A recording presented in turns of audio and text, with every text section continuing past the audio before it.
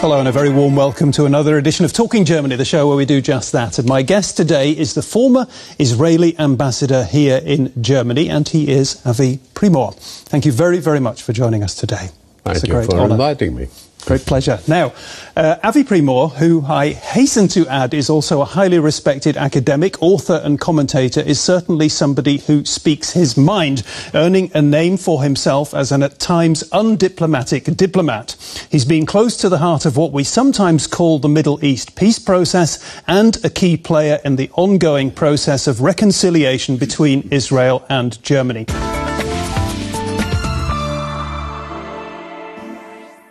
Avi Primor, you were the Israeli ambassador here in Germany for several years, and we'll talk about your impressions from that period shortly. But I'd like to begin by asking you what you're up to today. What is up today? Yeah, what you're doing in life today. I work at the university. I've established in a university near Tel Aviv a Center for European Studies, and I developed it into a triangular center. And I run it in association with a Palestinian and with a Jordanian university. And all three of us are also connected to Germany afterwards. Okay, so that's what you're doing today. You were ambassador to Berlin. Just explain to me, when was the first time you actually came to visit Germany, to be in Germany for the very first time? When I came as an ambassador in 1993. That was the very first time that you came? That was the very first time I ever saw Germany. That is very, very late in the day. Yeah, there must have been a reason for that. Well, the reason was that I, for many years, was opposed to any contacts with either Germany or Germans. And afterwards, when I was ready, let's say, warmed up, I had inhibitions.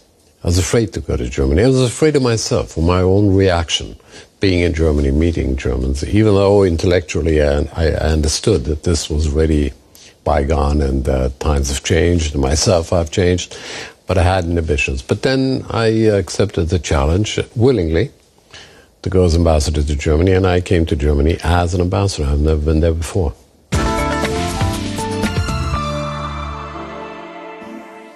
While I was watching that report, I was writing down the words that were used to describe you. Straight-talking, uninhibited, direct, undiplomatic.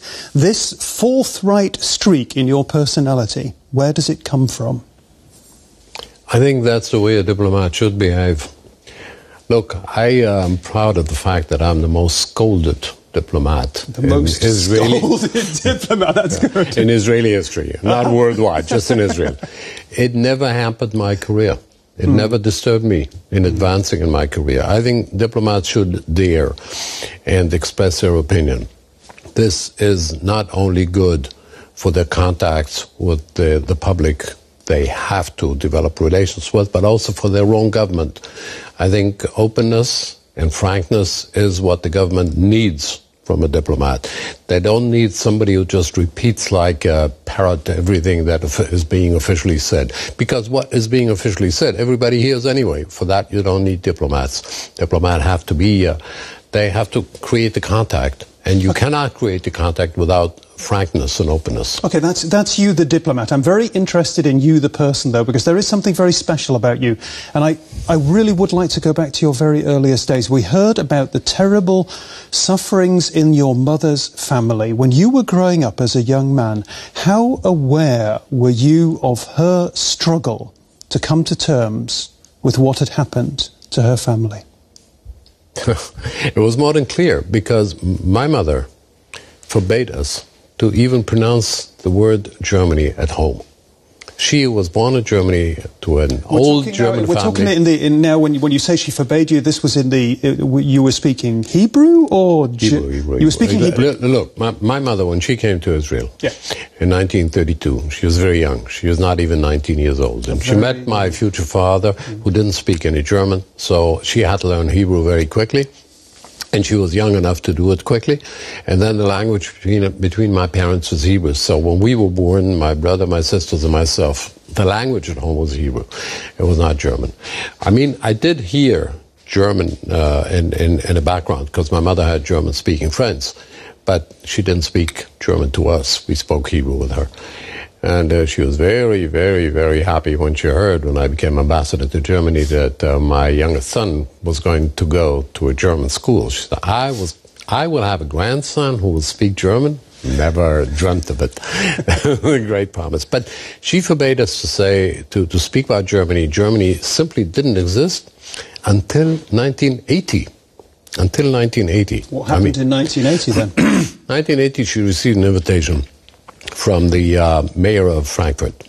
She was born in Frankfurt. Mm-hmm. And you know, this tradition has developed in Germany that the various cities invite the former citizens who were chased away or survived in some way or another as guests of honor of the city. And my mother received such an invitation and she threw it away. She didn't want to know about that. That I don't want to know anything about Germany. I'll never go to Germany. I don't want to see the Germans and all that. But my father convinced her to go nevertheless. He told her, look, for your own peace of mind, you need that. You have to see that Germany is not what you think. It's not the same country anymore. It's not the same people. It's something totally different. You need that, not the Germans need it. So finally she said, okay, we'll go, but I will not stay overnight.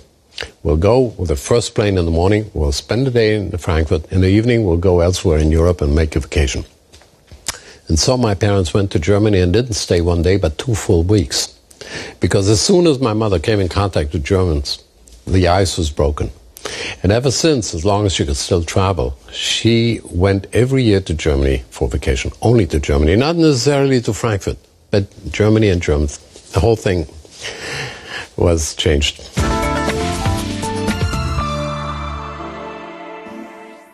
Max Rabe was talking in that report about how there were German Jewish songwriters and then there was a cut-off point with the Nazis. That's very interesting. You were talking about how your mother put an embargo on Germany and German culture, but German culture came back into your life. She didn't say German culture. She didn't say German culture? Germany, not German so there was culture. German culture around. For instance, for my mother, the German language was extremely important. She read German books, but no books that came from Germany. She read regularly a newspaper in German language, but not a newspaper from Germany. She read the Neue Zürcher Zeitung. So the German language was very important, but not from Germany, you see. It was extremely important to her, German culture and German tradition and German music as well. Yeah. And she was a great fan of Wagner, precisely Wagner. And she said, what do I care about his opinions? What I want is his music, not his opinions. It's just like when I go to see a doctor. I don't care about his political opinions. I care about his medicine. So the same thing she did with Wagner. Let me follow up on the point I was driving at with perhaps a bigger question, a fascinating question. There were in Germany in the 1920s and 30s, there were many, many brilliant people based here in Berlin, based here in Germany. Many of them were Jewish. The Nazis came to power and chased all these people away. What would have happened to Germany if that hadn't happened? What would German culture look like now? I know it's the kind of thing you would have thought about, being who you are. Look, I once made a little inquiry and I discovered that until 1939, 40% of all the Nobel Prize winners in Germany and Austria, 40% were Jews. There was less than 1% of the population Jewish. 500,000 out of 80 million. But 40% of the Nobel Prize winner. Why? I don't know why. But this is not because Jews are genius or something of that sort. I think that's the nature of minorities. You know who the best pupils, the best students in the schools in Israel today are? The Christians. The Christians. Because they're a minority within a minority. There is the Muslim minority in Israel, and there is a Christian minority, which is a minority within a minority, so they make more of an effort, and they are the best pupils in all of the Israeli schools. That was the fate of the Jews in Germany, because they were a minority, they made more of an effort. Fascinating insights. Now, we've just been talking about Israel. Israel, many people I know who live in Israel tell me that it is not always an easy country to live in.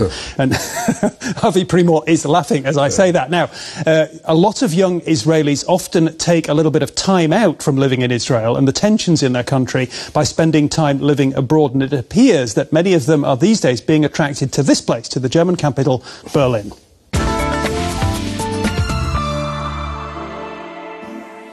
I have read that there are some 13,000 young Israelis living in Berlin. It astonishes me, the number. And One thing that they're probably looking to do here in Berlin is to have fun. Is it possible for young Israelis to have fun in the former capital of Nazi Germany? You know, the city of Berlin was an exception in Nazi Germany, just like it was an exception before the Nazis, not only in the time of the Weimar Republic, but also in the time of the Empire. It was more open, it was more liberal, it was even more socialist and rebellious. The Berlin are different people, and I think that's why Jews in the old times found their way to Berlin and felt very much at home in Berlin, where there were no constraints. And the same thing goes for Israelis today. I think the spirit of the city has been found again, and Israelis benefit from it. They need openness because we live in a country that is closed down. It's blocked off as neighbors. I mean, you can't go into your car in Israel and go abroad, and the country is very small, and still you can't go abroad. You have to take a plane and fly five hours to Europe. And Berlin gives the sense of openness and freedom. And what the past is concerned, no country in the world, no nation in the world has ever done so much in order to examine its own conscience and in order to learn from the past of Germany. We feel that, we understand that, and that helps very much in order to create the contacts and the dialogue.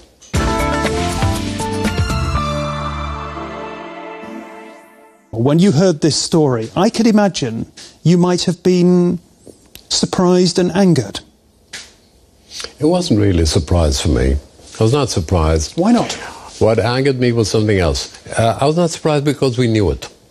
Look, this was the case of Germany all over. The only difference between the Foreign Ministry and the other ministries or the other institutions was that the Foreign Ministries tried to give a different image of itself, as you've just explained, and say, no, we were different, we were not like all of them. But even the Wehrmacht tried to do that. They said the bad guys were the SS and the Gestapo and all the others. We were clean, we were the good guys, until it became quite obvious that they were not different than the others. One thing that's happened with Germany's diplomats is they've been whitewashing this story right through to the last couple of years. You know, Adenauer was the foreign minister of Germany when the foreign ministry of the Federal Republic was created. And he said, we will not take the old guys back. We will create a new Ministry of Foreign Affairs without the old Nazis or the old fellow Nazis or whatever. He didn't do it because he didn't have any other people. Mm-hmm. That was the case of Germany altogether. What was wrong with the Foreign Ministry in comparison to the others was, first of all, because they pretended to be different, to have been different, and they were not. And secondly, that they sort of pushed out all those who were really anti-Nazis. They did let them in. The new ministry was created by former Nazis, excluding the anti-Nazis, and that was really what shocked us all. Mm. But otherwise, look, it took a long time because people didn't talk about it anymore. Why did Joschka Fischer do it? Because somebody wrote him a letter. He wasn't even aware of it, what was going on. There was a lady within the ministry, an elderly lady who knew the machinations, and she said, Joschka Fischer, look what's going on here. Yeah. And then he became aware of it.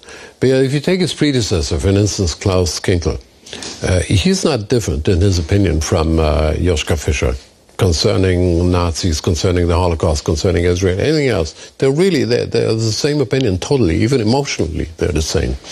But nobody made him aware of it, so he didn't take care of it. And I myself didn't deal very much with it because I thought when I came to Germany in the 90s, I wouldn't find any of these guys anymore. Mm-hmm. They were at least retired by then. But my predecessors did have a problem with it. They were still there. They were still there, and it was very painful for them because they had to deal with the top officials of the Ministry of Foreign Affairs. That was their mission, that was their obligation, and they couldn't do anything else. And they knew that they were talking with people who had a, let's say, a brown past, as we say it. That was very painful for them. We're going to have to end there on that painful note, but not quite. We're going to lighten up a little bit with our Talking Germany quiz at the end of the show. I give you two alternatives and you give me a quick answer. Mm-hmm. What is trendier? What is more fashionable, Berlin or Tel Aviv? Berlin. Max Rabe or an evening at the opera?